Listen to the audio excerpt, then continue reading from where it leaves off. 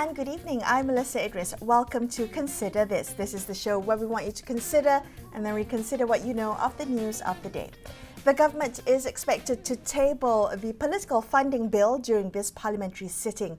Now, the proposed legislation seeks to regulate public and private funding of political parties to make the process of financing politics in this country much more transparent and accountable. Joining me now is Dr. Tricia Yeo. She is the CEO of the think tank Ideas Malaysia. Tricia, I know Ideas has been instrumental in bringing together the all-party parliamentary group to urge for reform on political financing. But we have this bill now that is set to be tabled during this Dewan Rakyat sitting. What do you understand to be the gaps in or the concerns about this iteration of the bill?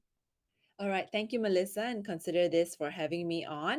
So certainly, it's a very exciting time. It's something that we've been waiting for many years. And the APPG, as you mentioned, was formed with the intention of creating this very public discussion about political financing. And now that the government has really already stated its efforts and commitment to tabling the bill, I think we welcome this as really great progress and good developments in this whole process. However, because we actually have not seen a copy of the bill, so it's going to be very difficult for us to provide comments. We've been invited to provide comments, but again, without having cited the actual draft bill, and we know that it's going to be tabled very soon. It's going to be difficult to know, how exactly to provide those feedback. But from what we do understand, there are certain key elements that actually are not within the current bill, and maybe just a little bit of background as well, which is that the APPG also had drafted a version of the bill that we would like to see, and we submitted this to Parliament in the last parliamentary sitting. As submitted by the chair of the APPG as a private member's bill. So I, of course, can't say because we have not seen it yet, the government version, but from what I understand, there is a very important element which is currently missing in the entire discourse as far as the government is concerned, and that is an element of public funding. So now public funding is something that we have included into the APPG version of the bill because we believe that it really is a very important part of introducing financing from the government to political parties as part of the package of regulating and controlling the way in which political parties get financed.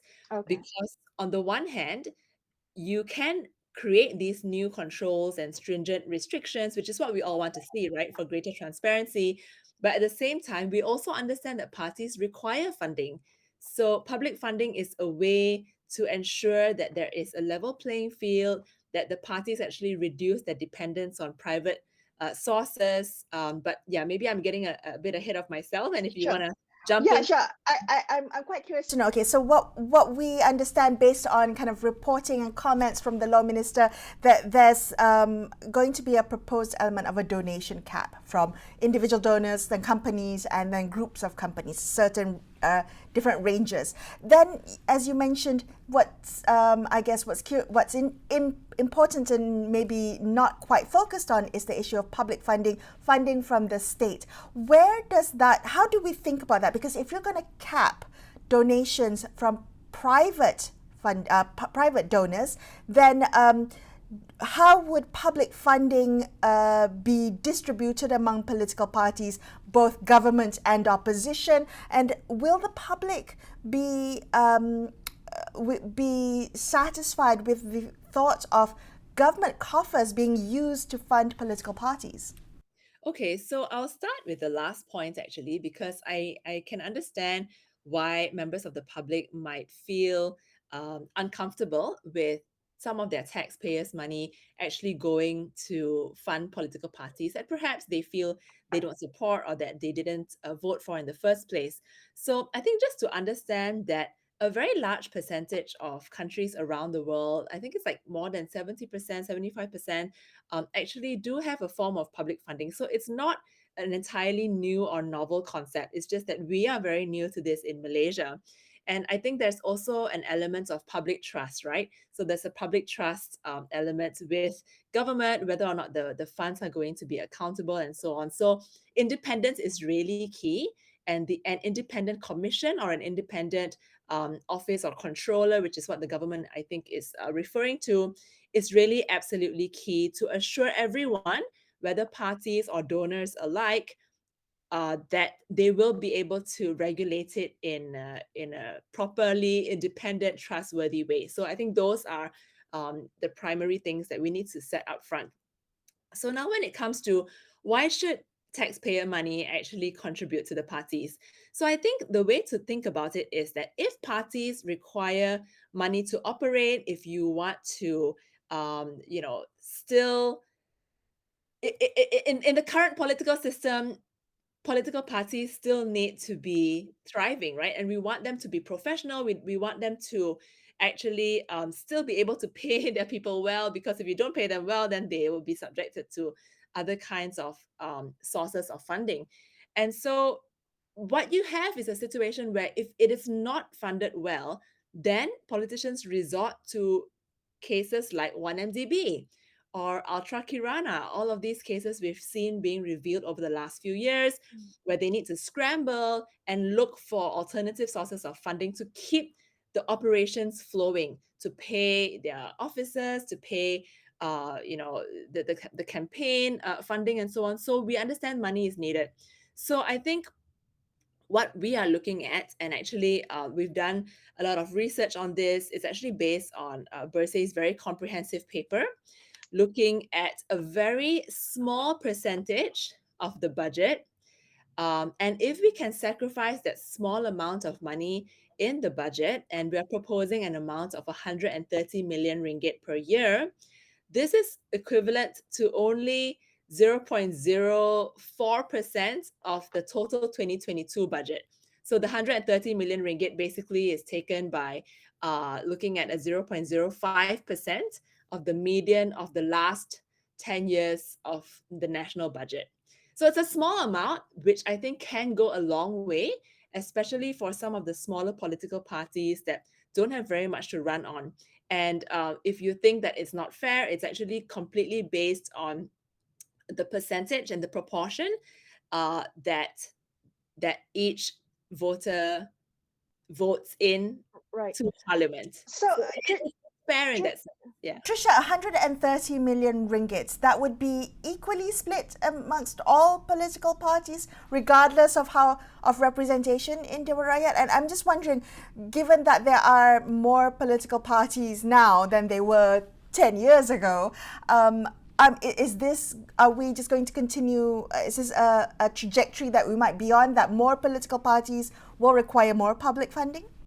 So the 130 million, it would be split. So 130 million, you imagine that as the total sum, and then that would be divided based on the percentage of votes that that are given into. So if it's at the parliamentary level, so it's actually quite a long formula. I can tell that to you. We split it so that about a third of that is vote based for parliament in Peninsula. A third of that would be vote based for the states in the peninsula. And then another third is split up into parliamentary and state seats in Sabah and Sarawak, because we also know that Sabah and Sarawak may require a little bit more, just because of the way that they are geographically situated and the kinds of development funds that they probably require as far as the party's commitments are concerned. So we also want to be able to use, so we call it the political party fund or the PPF in our bill. And we would like to also use that fund to encourage parties to become more policy driven. So our version of the bill actually tries to think about all these measures, right? So we've reserved, say, a quarter of the funds received by each party to be spent on policy development research. So this is great because hopefully this encourages the parties, and you tie this, right? You tie this as a requisite as a requisite and a requirement to the party. And there are many, many things that you can also do with this. So you can encourage parties to have more women representatives, and then you can entice them and encourage them to allocate more funds based on what the government has provided to them. So, in a way, it's actually an incentive for parties to compete on the right ground. So right now there's a lot of competition on a very, strange gamut of issues like race and religion. But if we want the parties to compete based on policy, based on women representation, based on research and development, I think this is a really good way to encourage parties to do better and perform better for the rakyat. So you mentioned you haven't seen the final version of the bill, but as I understand it, the law minister has been engaging with MPs to brief them about the political financing bill. What is your sense of the appetite for including public funding into the political financing bill? Is there resistance or reluctance to this specific clause or this specific requirement in the bill? So I think from what we understand, and we've had so many engagements over the years, I think one of the challenges that remain would be that uh, the system that we operate on is still very much a system that punishes the losers. And so, whoever is the decision maker, I think, would find it quite difficult to bring themselves to allocate funds that would necessarily award or reward people who are not the winners of the game. But I think this is something we would like to respond to actively as well, to say that given the very fluid and dynamic political situation that we have, there are no assurances for any one party or any one coalition to emerge the winner. And this is definitely the case at the state level. So even if there are assurances that at the federal level a certain party can emerge the victor, that's not necessarily the case at the state level. So I think it's just to encourage parties to see beyond the short term and to think long term, because everyone now has had experience and had a taste in loss. And so these losses should also encourage them to level the playing field so that in the long run, when you are competing in politics, it's not just about winning. I mean, yes, winning is the main lion's share of the game, but even if you lose, there are still opportunities for you to contribute to policy, contribute to discourse, and to contribute to basically making Malaysia a better and more policy driven place. And public funding through a political financing bill that takes this into consideration is definitely one way to promote the level playing field, to reduce the influence of private money in politics, to actually moderate the partisanship appeals that currently are the name of the game in Malaysian politics, and also be able to shift the party's focus away from fundraising to actually performing their duties. So they don't have to spend so much time trying to raise money, doing their campaign dinners, doing their fundraising events. And so, if a certain small portion of money can be provided to them by way of public financing, then they can focus on other parliamentary matters, which really is also in dire need at the moment. Right. Trisha, thank you so much for joining me on the show today. Trisha, you're CEO of the think tank Ideas Malaysia. We're going to take a quick break here and consider this. We'll be back with more. Stay tuned.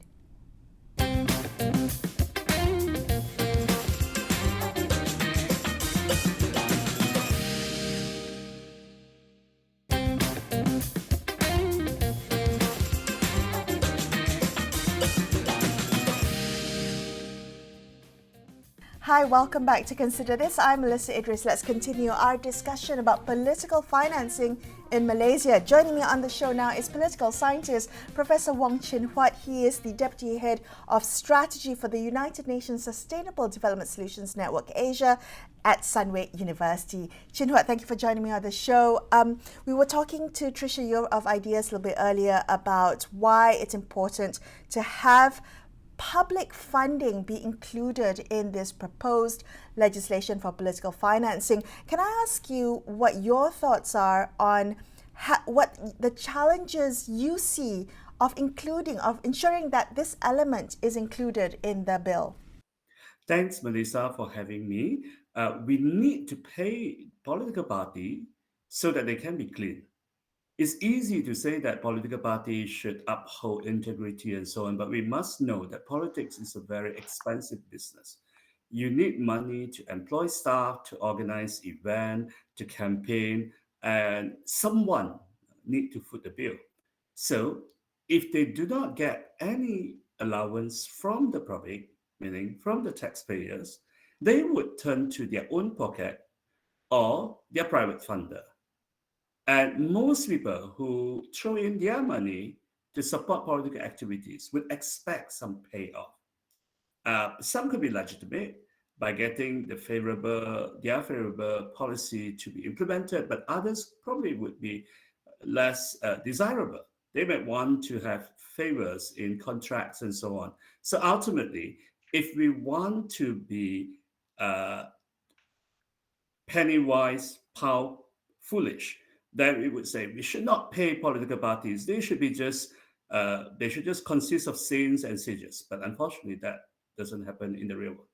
Okay, all right. So the idea is to ensure that political parties are fairly funded by government coffers to avoid dependence on big donors. And that was the proposal. I understand there's a proposal for the government to allocate, I think, is it 0.04% or 0.05% of the national budget, which amounts to 130 million ringgit. Can you explain why Malaysians or how this amount of money might be used as political financing as opposed to just depending on private donors, which I understand the bill intends to cap at a certain limit? Yes. Now, uh, what we propose to use to be spent of this 130 million every year is split into two parts. 120 millions for political parties based on their vote share in the latest federal and state elections, as long as they cross the threshold of 2% for Sabah, Sarawak, or Semenanjung. Now, the other 10 million is to be allocated evenly by the numbers of women representative in Dewan Rakyat and legislative assembly, so that parties would actually have the incentive to nominate women candidates in winnable constituency because the monies would go to the party, not to the women MPs or others. Right. So there is an incentive provided for some political parties, and this is a way to increase gender equality in or gender representation in Parliament. So it's not just Parliament. So the allocation is not just distributed based on vote share in Parliament. If I understand correctly, you also want to include the allocation to be split according to state elections. Why include the state in this distribution?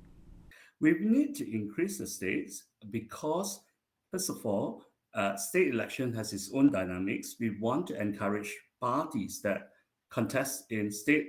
Some parties may do better in state elections than national election, so they should not be punished and lumped together. Secondly, as we can see now, the old traditions of simultaneous elections for both federal and states are now being replaced with different elections having being held at a different time. So we would need to encourage them. And if we look, let's say we do a mental exercise based on the old numbers that we have had in since 2018. Let's say we have this bill and we take into account of all the elections since 2018, the latest federal and states. If we only reward to the federal based on the federal elections, you would end up giving Pakatan Harapan, Barisan Nasional, PAS, uh, and then Barisan, and Human Rights and Star in Sabah. So the rest of the party won't get anything. However, if you add both federal and states, then we can also give to GPS, we give to Perikatan Nasional, we give to PSB, and so on. So many more parties actually benefited. I see. Okay. All right. Is this something new to have allocations or to have political financing be publicly funded or funded by federal money or taxpayers' money? I might say. Is this a practice that has been done and executed well in other places, Chin Huat? It's actually very common now that you have most country allocate fund for their political parties, but they come in different model. In many countries, what they do is that they give a certain number of money per every ballot received. We do not suggest this model because that we know there will be people who say, then we do not know how much we need to pay, and that would go beyond our expectation. So we adopt from the Germany model, which put aside a certain amount every year. And then you allocate to the parties based on the number of vote shares, and in Germany, also based on the amount they raise on their own. So, but over here we discard matching fund, meaning that incentive based on your own the money that you raise personally, privately by the parties, because we know that in Malaysia, some people would then just pump in the money into the party so that they can get a bigger shares from than the others. So we want to take that out and keep it simple. So we are looking at merely wood shares. And now this is the interesting figure that people might want to look at. We split the money two-thirds for Semenanjung, and then the remaining one-third we split it between Sabah and Sarawak. And each share for Semenanjung, Sabah, and Sarawak would be split into two halves for federal and state elections. So the number that I mentioned just now, if you count all the elections since 2018 till now, going for the latest, Pakatan will get 44.9 million, and Barisan Nasional 38.2 million, PAS 17.6 million, GPS 4.8 million, and so on. So these numbers are certainly very small compared to uh, what we have seen stolen from 1MDB, right?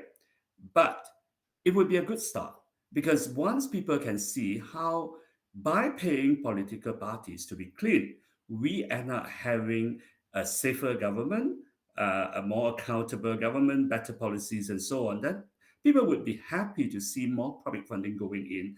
And by that, the influence enjoyed by private funders would be reduced. Right. Well, the all party parliamentary group says that they haven't seen the final version of the political financing bill yet. So we're not quite sure whether there is this clause of public funding. Chinhua, what if it's not in the bill, in the version of the bill that's being tabled in this Dewan Rakyat sitting? I mean, what if it's only about limiting donations or having a cap on donations and a monitoring agency? What if this crucial bit is missing from the final legislation or the final bill? Would you be happy to support the bill then? No, because if you're going to have a political finance that would nominally promote integrity but effectively suppress inter-party competitions, we would be undermining our democracy. So, and you should expect that the opposition parties, including PN, to vote it down. So then we wouldn't either we have a very bad bill or that bill would be defeated. So I really want to take the opportunity here to call on the government, the Prime Minister, to to establish a parliamentary special select committee (PSSC) to study the matter and commit the bill that has been prepared by the Attorney General Chamber, as well as the bill that has been prepared by the APPG together. So for this committee to see this select committee to see how they can put together, get the best of both versions, rather than pushing it through. Now that would take a longer time. It probably would take 4 months and so on. But why not? We have had a PSSC on the anti-hopping bill. We have another one that is currently studying the generational endgame bill on tobacco ban. good Right. laws need not to be rushed through because they may still have unintended consequences. So I call for the government to to set up a PSSC and to study both versions of the bill. But the other thing, in case, let's say, this has to be defeated, uh, the opposition parties, through the states they control, should table their own versions of political finance bill. They would not have the power to regulate more than anything they give. But that's good enough. They can give just instead of 120 million, they just give 10 million or 5 million, and then you set a proper example of how this bill, how the money should be regulated. Right. Thank you so much, Chin Huat, for joining me on the show tonight. Professor Wong Chin Huat, political scientist there, wrapping up this episode of Consider This. I'm Melissa Idris, signing off for the evening. Thank you so much for watching, and good night.